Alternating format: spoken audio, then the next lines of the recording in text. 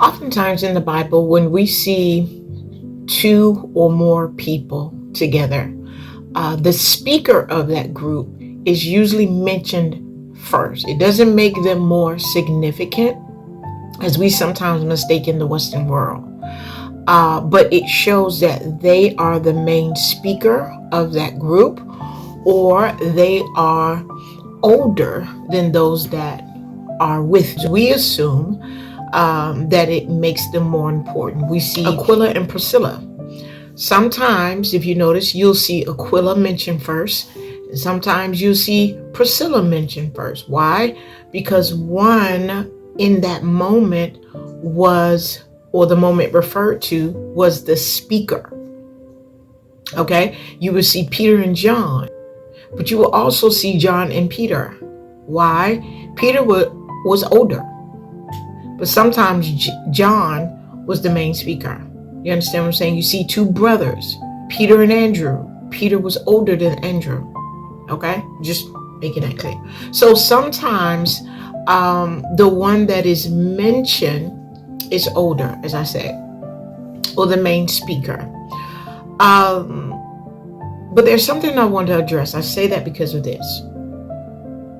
Oftentimes when we speak of, or when we hear someone speaking of the old prophet and the young prophet, we assume that, or we get a picture of a gray-haired, bent over man who was a prophet of God. The scripture never said that he was a prophet of God.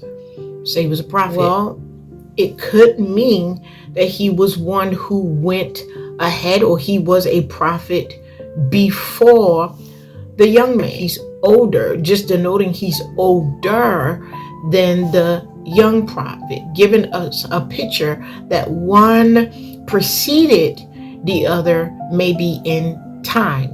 He could have been a prophet of God once, but no more.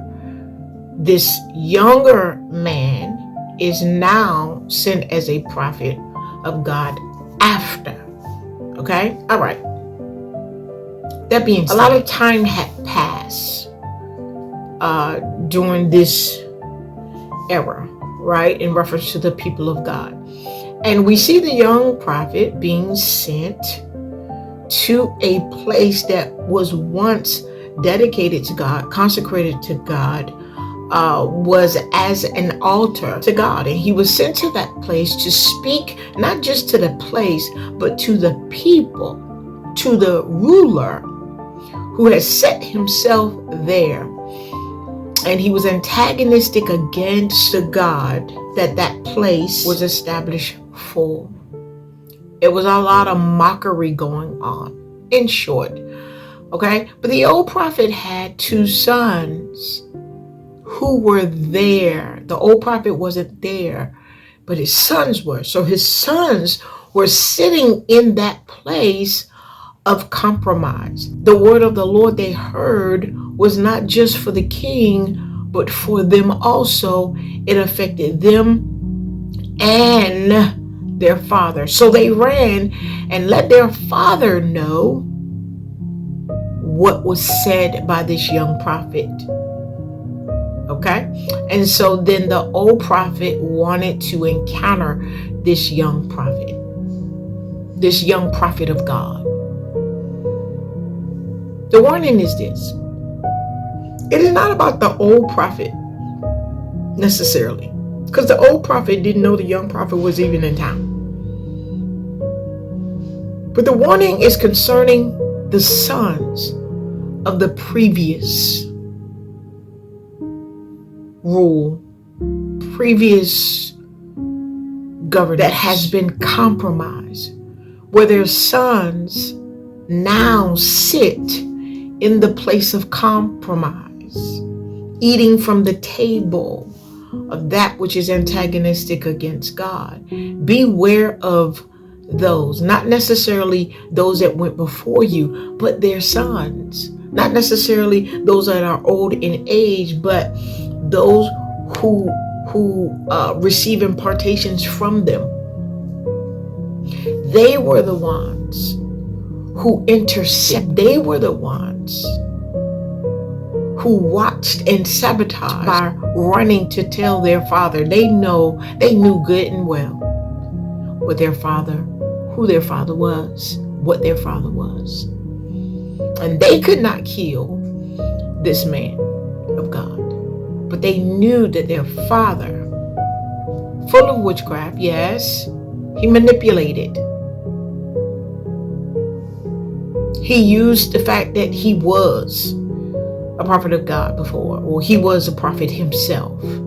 He used, maybe because he understood what it was to walk as a prophet. Sometimes it's very lonely, and there is rejection there. And so he took that, he accepted him, he invited him where he should not have accepted, yes, but nevertheless, he played on what he knew about sometimes the nature of a prophet or a young one.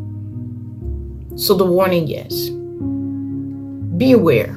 Don't just watch those that you know went before and you see them as being exposed and compromised, but watch for the sons. Sometimes their sons will be in places that you are in, and their sons are the ones who will go back. Don't be flattered when you get invitation. Sometimes you're getting an invitation from one who's compromised, from one who will throw you off of your assignment, from one who sees you as a threat, yet invite you, welcome you, not because they heard the word of the Lord or they were in the setting where you were.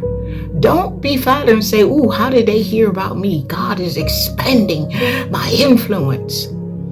No, they have spies who they call sons.